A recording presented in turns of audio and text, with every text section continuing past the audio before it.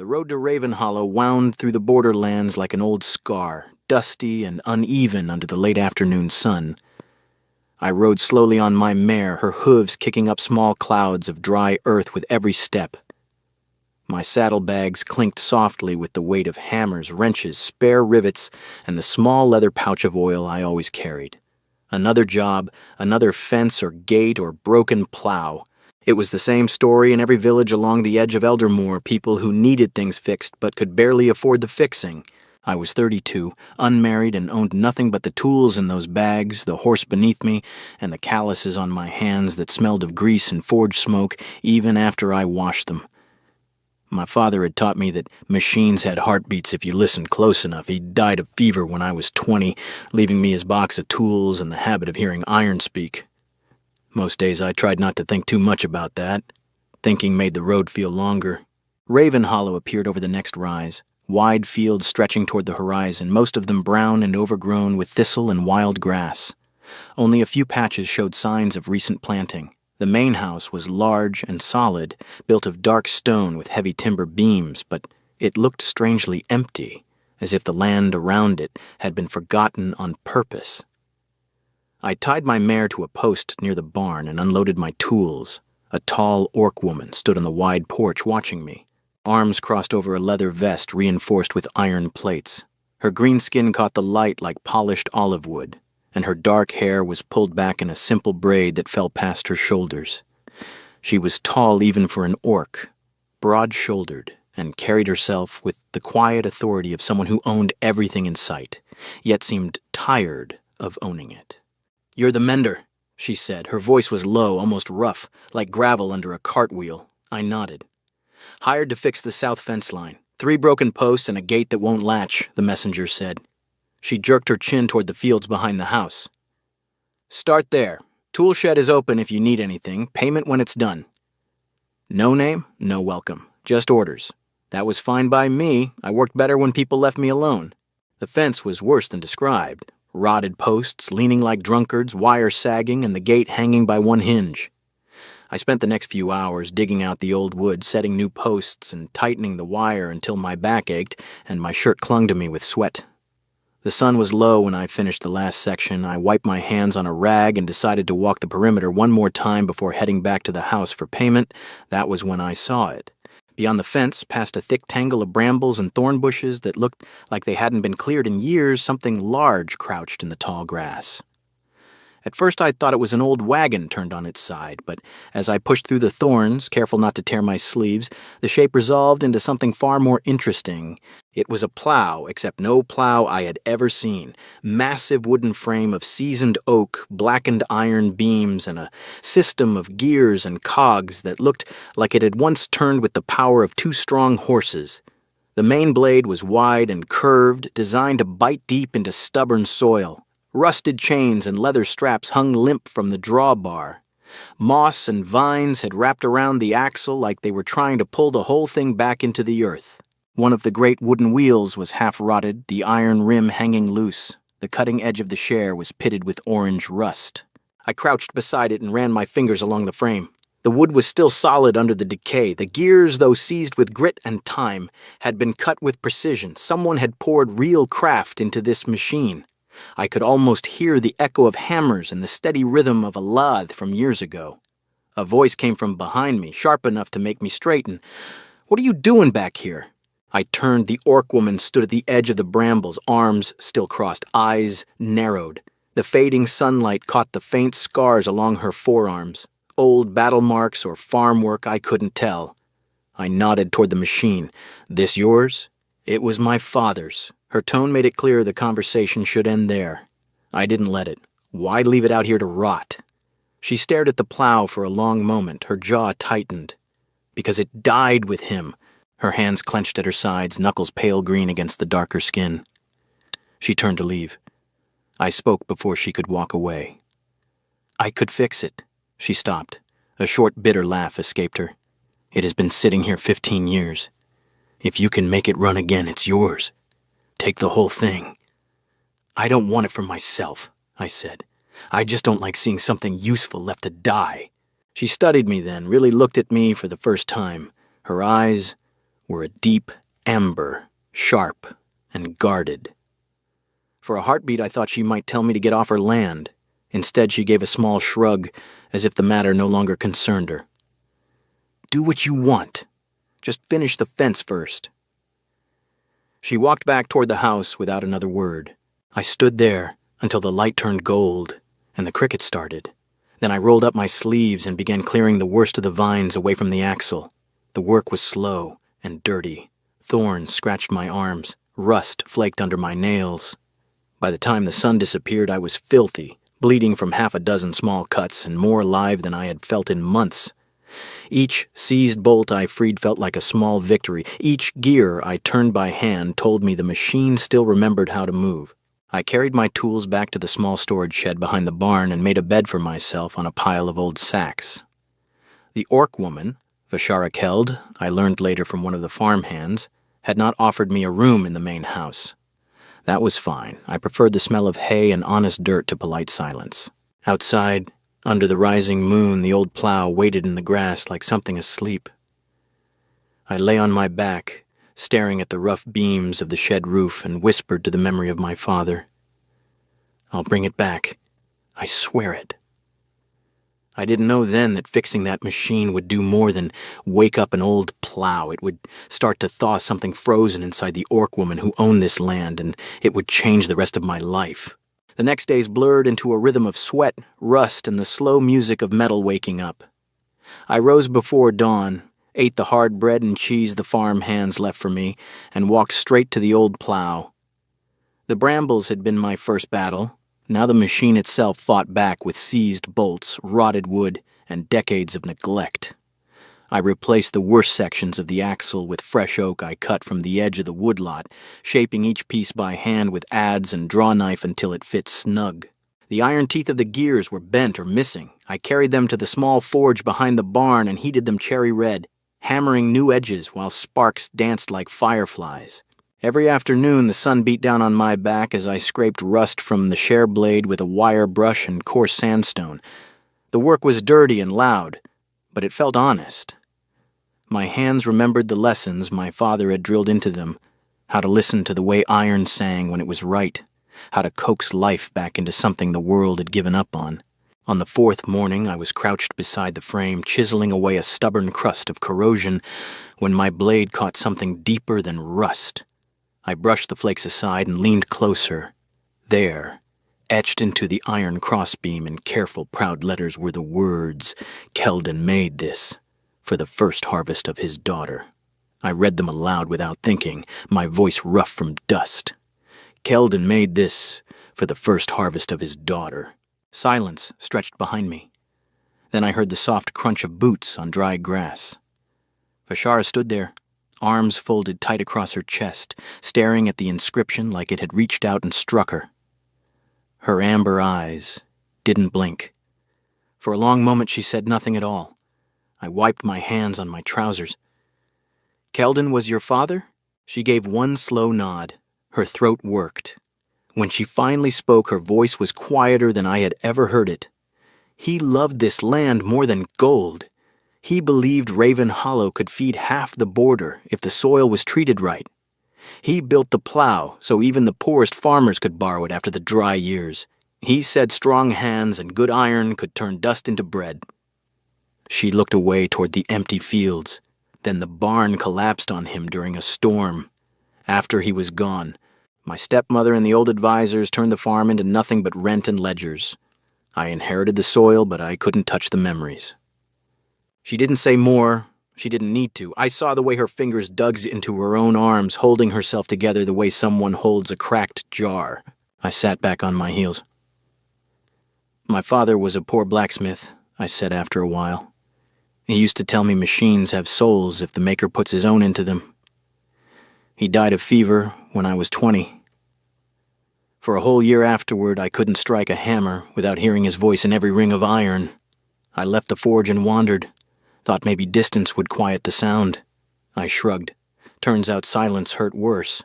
Vashara studied me for a long time, as if weighing whether I was telling the truth or spinning some pretty lie. Then she turned and walked back toward the house without another word. The next morning she returned carrying a heavy wooden box bound in iron. She set it down beside the plow with a thud.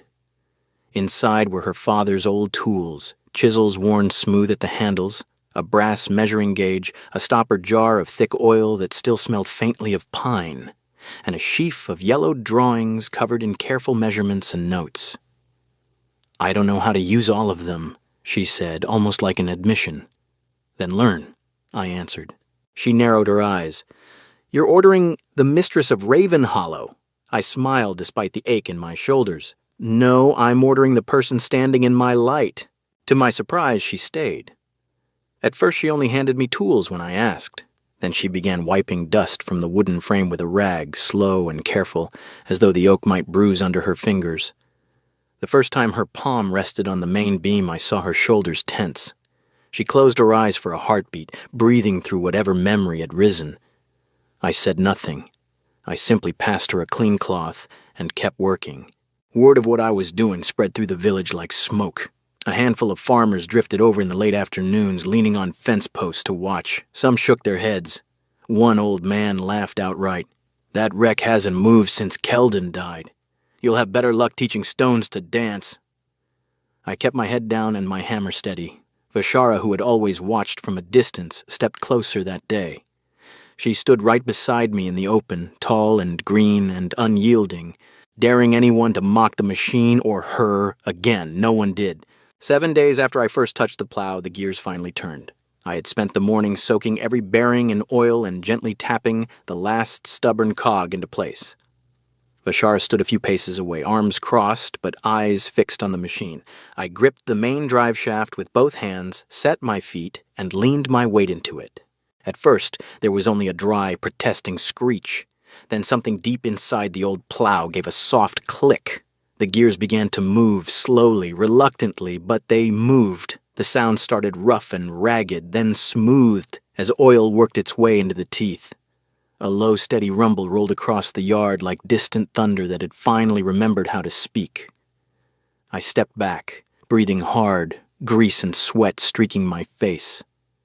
The plow sat there under the afternoon sun, alive again, waiting. Vashara stared at it. Her lips parted. For a moment I thought she might turn and walk away the way she always did when feelings grew too large. Instead she whispered, so softly I almost missed it. "Perhaps I am not dead either."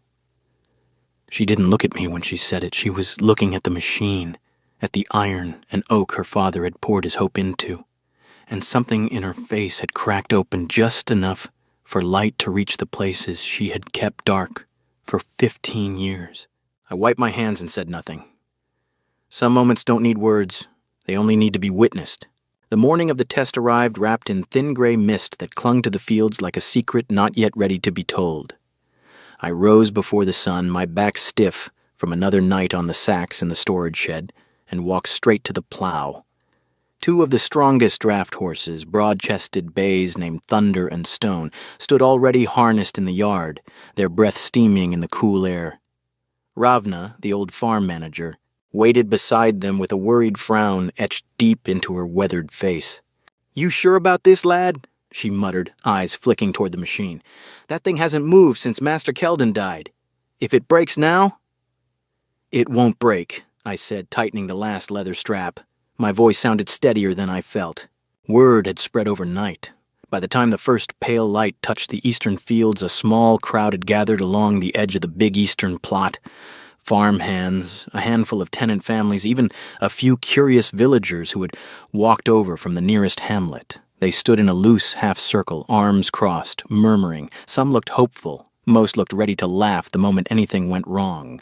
Vashara stood apart from the rest, closer to the plow than she had ever been during the repairs. Her arms were folded tight across her chest, the heavy wool cloak she wore doing nothing to hide the tension in her shoulders. She said nothing. She only watched. I climbed into the narrow wooden seat, gripped the long lever that controlled the depth of the share, and nodded to the stable boy holding the horses' leads. "Easy now, let them feel the weight first." The first pull was a disaster. I eased the lever down. The gears gave a single dry clack, then locked solid. The horses strained, muscles bunching, but the plow barely budged. A low ripple of laughter moved through the crowd. Someone called out, "Told you it was scrap." Another voice answered, "Waste of good horses." Heat rose in my face. I jumped down, boots sinking into the soft earth, and yanked open the side panel. One of the smaller locking pins had slipped loose during the night. I drove it back into place with a few sharp taps of my hammer, wiped the fresh oil that sprayed across my cheek with my sleeve, and climbed back up without a word. Bashara's eyes never left me. I took a slow breath, set my feet against the footboard, and pulled the lever again, this time gentler, coaxing instead of forcing. The gears caught. A low rumble rolled through the frame, then built into a steady, living growl. The wide iron share sank into the soil. Thunder and stone leaned into the traces, and the ancient plow lurched forward. It moved. The blade cut deep, turning over long ribbons of dark, rich earth that glistened in the weak morning light. The smell rose immediately, cool, damp, alive. The gears sang now, no longer screeching, but rolling with a deep, rhythmic cadence that carried across the entire field. Crows burst from the hedgerow. The crowd fell completely silent. I guided the horses in a long, straight line down the center of the fallow ground, the plow carving a clean furrow behind me like a wound that had finally been allowed to heal. When I reached the end and turned the team, the second pass was smoother still. The machine no longer fought me. It worked with me. I brought the horses to a stop in front of the gathered people and set the brake. My hands were shaking. Grease and fresh soil streaked my arms. For a moment, no one moved. Then Bashara walked out into the field. She moved as though the sound of the plow had hooked something inside her chest and was pulling her forward, whether she willed it or not. She stopped beside the machine, laid one large green hand on the warm wooden frame, and felt it vibrate beneath her palm. Her amber eyes filled. She did not try to hide it. Tears slipped down her cheeks, slow, heavy drops that left glistening tracks on her skin. Not the quiet weeping of someone ashamed, but the raw, breaking sound of 15 years of silence finally cracking open.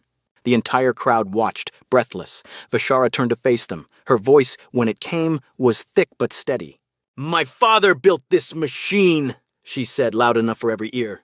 "Not for Raven Hollow alone. He built it so any farmer, rich or poor, human or orc, could borrow it after the dry seasons and turn barren ground into bread.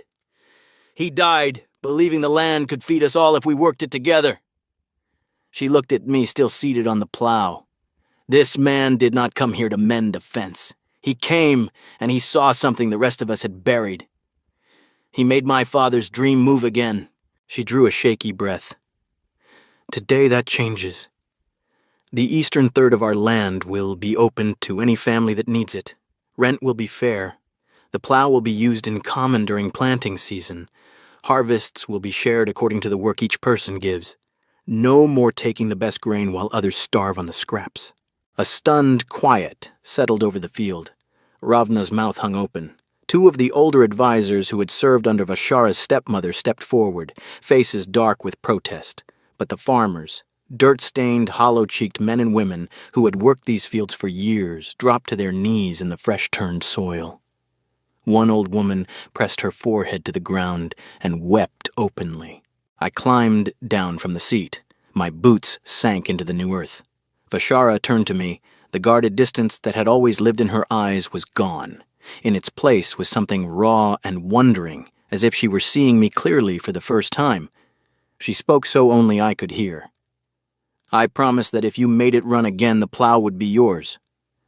I wiped my oily hands on my trousers and met her gaze. "It was never mine," I said. "It belongs to the land, and now maybe to the people who need it." For a long moment she simply looked at me. Grease on my face, dirt on my boots, the old machine humming softly behind us. Then the corner of her mouth lifted in the smallest, most genuine smile I had ever seen from her. Something between us had shifted, quiet as the first turning of a gear that had waited 15 years to move. And neither of us looked away. The backlash came faster than the turning of a gear. Within 2 days of Ashar's announcement in the field, the old order began to push back. Dragun Ver, the gray-haired manager who had run the farm under her stepmother's rule, rode out at dawn with 3 armed riders. He did not come to the house. He went straight to the tenant cottages and the small cluster of traders who bought our grain every season. By midday, the rumors were everywhere. The orc mistress had lost her mind, bewitched by a wandering human tinkerer. The old Plow was cursed. Opening the eastern fields to the poor would ruin Ravenhollow and starve every honest merchant in the borderlands. That afternoon, the first wagon of seed and salt turned away at the gate. The driver would not even look at me. "Orders from the guild," he muttered. "No more trade until the mistress comes to her senses." By evening, 3 of the longest-serving farm hands had packed their belongings and left without a word. The rest stayed, but their eyes followed Vishara with a new wariness, as if waiting for her to shatter. She kept her back straight and her voice level during the day, walking the fields, speaking with the families who had already begun marking out their new plots.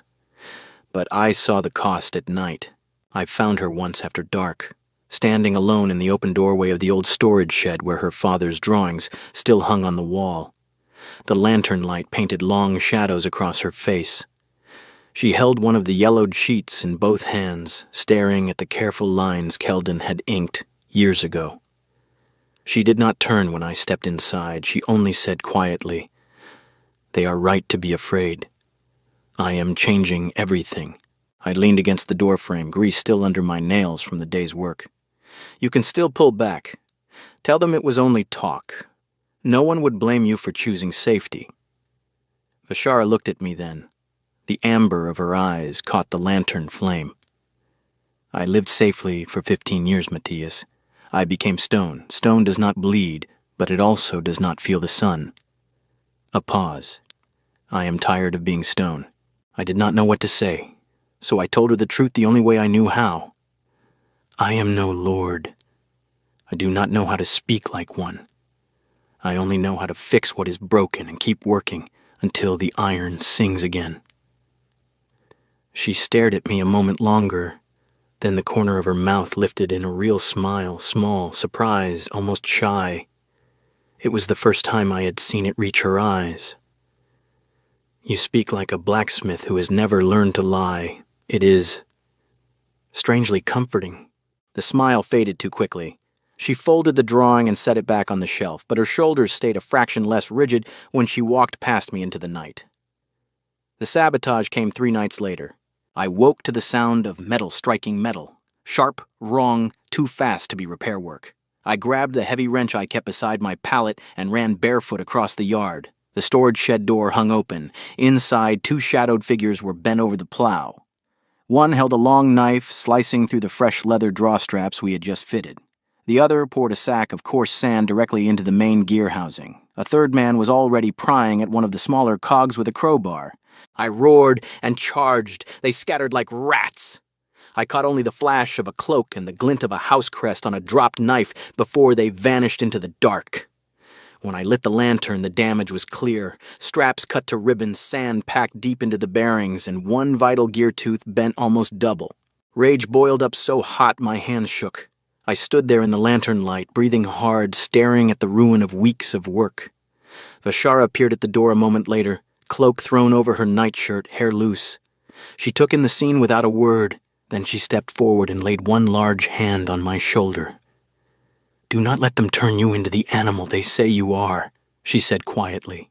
"They want us angry. Anger makes mistakes." I looked at her. "They almost killed it again." "They did not," she answered, "because you are still here, and so am I." We woke the 3 farm hands who had stayed loyal. No one spoke much. Vishara surprised us all by taking her place at the bellows, sleeves rolled high, turning the crank with steady, powerful strokes, while I heated the bent gear in the small forge. Sparks flew, sweat ran down her green arms. An old tenant farmer rebraided new leather straps by lantern light. A young woman who had lost her husband the year before carried fresh water and kept the lanterns trimmed. We worked until the sky turned the color of steel. By the time the first rooster crowed, the plow was whole again, imperfect, still rasping in places, but ready to run. We did not wait for permission or daylight. As soon as the mist lifted, we harnessed Thunder and Stone and took the machine to the eastern fields. Drogun and a handful of his traders stood at the far hedge, arms folded, waiting for failure. The same crowd from the first test gathered again, quieter this time, more hopeful. The plow lurched forward. It still squealed on the turns and the depth lever stuck once, but the blade cut deep and true. Long, black ribbons of soil rolled over behind us. 20 poor families followed in our wake, dropping seed into the fresh furrows with careful hands. When we reached the end of the long run and turned back, the cheer that rose from the field was raw and loud and full of something I had not heard in these parts for many years. Hope. Drogoon's face twisted. He turned to leave, but a small boy darted forward and thrust something into Vashara's hand. It was the knife I had seen the night before, its hilt carved with Drogoon's personal mark. Moments later, one of the younger farmhands stepped forward, head bowed, and confessed. Drogoon had paid him and 2 others to wreck the machine. The ledger of bribes and short weights was in his saddlebag. Vashara did not raise her voice. She simply called every soul on the farm to the main yard before the sun reached noon. She read the numbers aloud from the ledger, every sack of grain skimmed, every family shorted, every lie told in her father's name. Then she stripped Drogon of his keys, his title, and his right to step foot on Raven Hollow land again. 2 strong farmhands escorted him to the road while the rest of us watched in silence. No one cheered. The moment felt too heavy for celebration. It felt like justice finally catching its breath. That night I sat on an upturned crate beside the plow, cleaning the last traces of sand from the gears by lantern light. Vashara came and sat beside me without being asked. The air smelled of turned earth and cooling iron. She was quiet for a long time. Then she spoke, voice low. I once believed keeping this land meant keeping control. Tonight I learned something simpler. Keeping the land means making it feed the people who live on it. I looked at her, face streaked with soot from the bellows, eyes tired but brighter than I had ever seen them. My chest tightened in a way that had nothing to do with the long day's work. I realized then, with the quiet certainty of a gear finally seating itself, that I was falling in love with this stubborn, wounded, magnificent orc woman. Neither of us said it aloud. We did not need to. The old plow sat between us, humming faintly as the night wind moved through its teeth, and for the first time since I had ridden through the gates of Ravenhollow, the future felt like something worth building, instead of something merely to be survived. Spring came to Ravenhollow like a long-held breath finally released. The eastern fields, once brown and stubborn with weeds, lay open and dark under the first warm rains. Every morning the old plow rolled out at first light, its gears no longer rasping but singing a steady rhythmic song that carried across the valley. I sat in the wooden seat, with the reins loose in my hands while thunder and stone leaned into the traces. Behind us walked 24 families, men, women, and children, dropping seed into the fresh furrows with careful fingers. Someone led the horses when my arms grew tired. Someone else repaired the small ditches that carried water between the rows. In the shade of an old oak, a group of women stirred a great iron pot of stew so that no one would go hungry while the work went on. I was no longer just the wandering mender who had come to fix a fence. The young men of the farm now gathered around me each evening in the new workshop we had built beside the barn. I taught them how to listen to the voice of iron, the soft complaint of a gear that needed oil, the high note of a blade that had grown dull. I showed them how to shape a new tooth for a broken cog, how to braid fresh leather straps that would not snap under strain, how to read the soil itself so the plow could cut at exactly the right depth. They called me Master Matthias, with shy respect, and for the first time since my father died, I felt the weight of something larger than my own hands. Vashara changed most of all. She no longer watched from the porch in her fine cloak. Each dawn she came down to the fields in simple work clothes, sleeves rolled high, dark braid swinging against her back. Her boots grew caked with the same black mud that covered everyone else's. She walked the rows with a hoe in her hands, correcting a crooked furrow here, showing a young mother how to space the seeds there. The first time the farmhands saw their tall orc mistress bend over the earth like any common laborer, they fell silent with surprise. By the end of the first week, they simply nodded to her as she passed, the same way they nodded to one another. Respect had replaced fear. At night, after the day's work was done and the lanterns were lit, we often sat together beside the plow where it rested under the stars. The machine had become our quiet meeting place. We spoke of small things at first, how the new wheat was pushing through the soil, how many more families had asked to join the eastern fields. Then the words grew deeper. Vashara asked me about my father again, and I told her how he used to let me strike the hammer when I was small, how the ring of iron had felt like the heartbeat of the world. In return, she spoke of her childhood, of the summers when her father would lift her onto the seat of the very same plow and let her hold the reins while the fields turned gold behind them. One evening, the air was soft with the scent of turned earth and early flowers. The lantern between us cast warm light across the wooden frame of the machine. Vashara was quiet longer than usual. Then she reached out and placed her large green hand over mine, where it rested on my knee. Her palm was rough with new calluses from the hoe, warm from the day's labor. "I am not used to being looked at the way you look at me," she said, voice low, "as though I am something that can still begin again." I turned my hand and laced my fingers through hers. "Then we will practice," I answered, "day by day, until it feels like the most natural thing in the world." She did not pull away. Instead, she leaned her head against my shoulder, the weight of her solid and real. We sat like that for a long time, while the stars wheeled overhead and the old plow stood guard beside us, its iron teeth gleaming softly in the lantern glow. By the end of the year, the harvest was the richest Raven Hollow had seen in 15 harvests. The eastern fields gave back more than anyone had dared hope. On the final day, we brought the plow to the center of the great yard and decorated its frame with woven wreaths of wheat and late-blooming wildflowers. The whole farm gathered. Children ran laughing around the machine while their parents roasted fresh bread and passed jars of honeyed ale. Someone had carved a simple plaque and fastened it to the main beam. In clear letters it read, "Tri Team Qua Dong Dat, the heart of the fields."